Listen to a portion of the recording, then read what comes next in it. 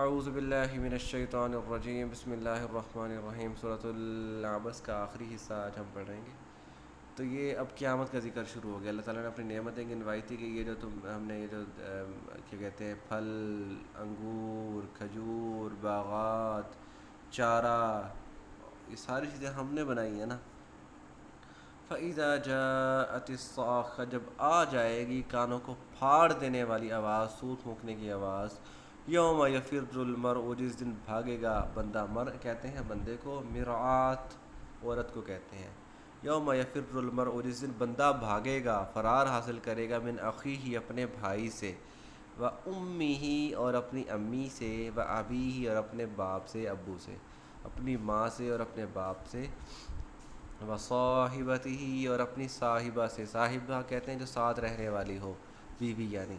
و صاحبتہ، اور اپنی بیوی سے، و بنیہ، اور اپنے بیٹے سے، جو اولاد سے، نرینہ اولاد، جو میل اولاد ہے، بیٹوں سے۔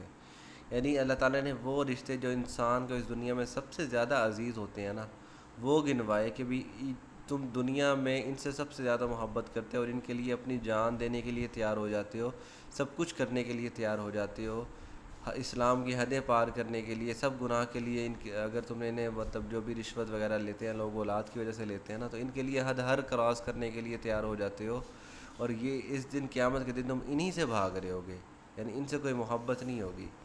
تو یوم یفر المرء من اخیہ، جس دن بندہ بھاگے گا اپنے بھائی سے، و امہ و ابیہ، اپنی ماں سے، اپنے باپ سے، و صاحبتہ و بنیہ، اور اپنی بیوی سے اور اپنی اولاد سے۔ اور ایک اور جگہ اس میں قرآن پاک میں مضمون بیان کیا ہے کہ اس دن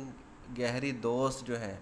وہ ایک دوسرے کی طرف، ایک دوسرے کو دیکھ رہے ہوں گے لیکن ایک دوسرے سے پوچھیں گے نہیں، ایک دوسرے سے بات نہیں کریں گے۔ اس دن ایسا نفسا نفسی کا عالم ہوگا کہ ہر بندے کو یہی پڑی ہوگی کہ بھی میں بچ جاؤں، میری بیوی، میری ماں، میری اولاد، میری دولت، سب کچھ لے لو، سب کو جہنم میں ڈال دو، مجھے بس جہنم سے بچا لو۔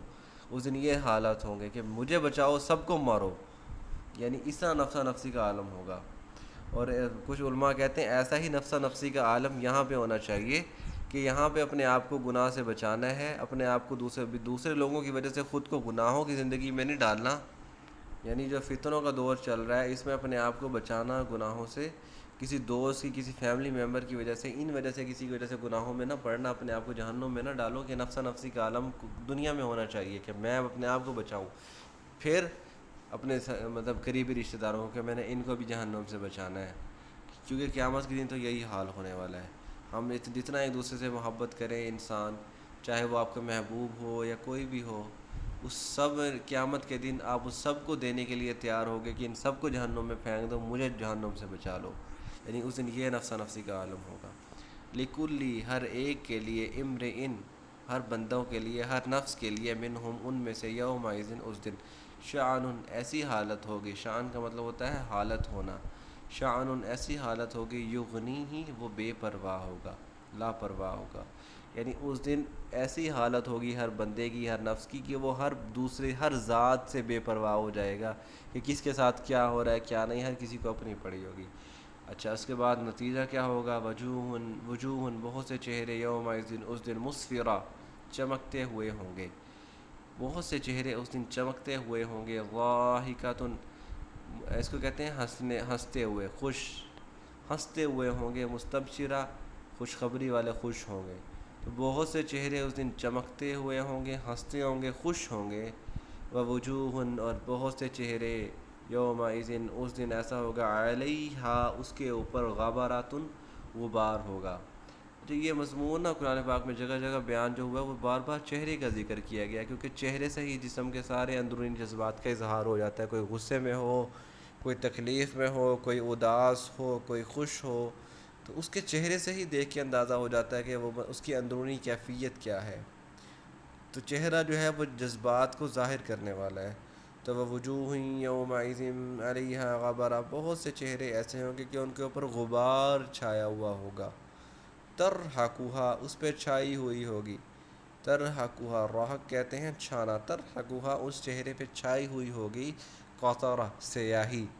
اور اس سیاہی سے مراد وہ سیاہی نہیں ہے دوات والی، بلکہ یعنی انسان کو جب اعمال گناہوں کی وجہ سے اسے پتہ چل جائے نا کہ بھی اب مجھے عذاب ہونے والا ہے، تو اس کی وجہ سے خوف کی کیفیت اس کے چہرے پہ نظر آتی ہے، وہ سیاہی سے تعبیر کی گئی ہے. ترحقها، اس کے چہرے پہ چھائی ہوئی ہوگی قطرہ سیاہی، اولئک یہی وہ لوگ ہیں، ہم الکفرۃ جو کافر ہیں، فجرہ گنہ گار.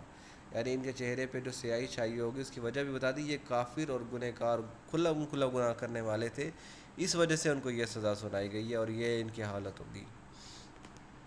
تو آیت نمبر 42 سورہ اس کا اختتام ہوا. اب اس کا کل انشاءاللہ آگے بڑھیں گے. ما علینا الا البلاغ المبین.